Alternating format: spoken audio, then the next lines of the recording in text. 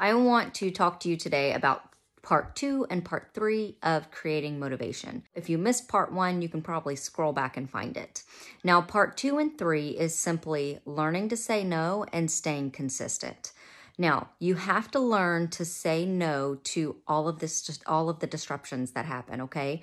If you're working out at home, especially, you see that the clothes need fold, that the floors need done, dishes need done, dinner needs cooked, whatever it is, you have to learn to say no to those things.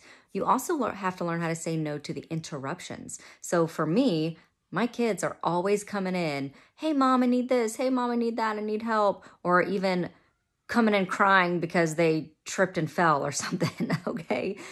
Now, you have to learn to say no to those things. And I get it. Those are your kids. Those are your loved ones, your spouse, whatever it is. And you want to stop and help, but you have to learn to say, is this an emergency? No, it's not. No, it can wait, okay? So you have to learn to say no to the interruptions. You also have to learn to say no to this idea that there's a perfect time to work out, because trust me, it doesn't exist.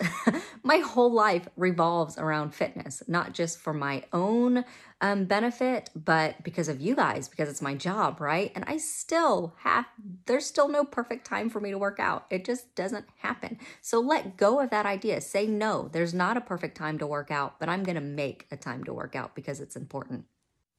Okay, so for part 3, consistency is super, super important. Guys, you will not see results unless you stay consistent with something, okay? And that not only means fitting activity every day into your life, but it also means not jumping around from one diet to the next, and not jumping around to, this gym, that gym, home gym, whatever it is. Stay consistent. Pick something that's going to work and stick with it for a while. That's not to say you won't ever change it up, but give it time to work. Stay consistent, okay? And what that means is making a plan and sticking to it, okay? So you say, I'm going to work out every morning.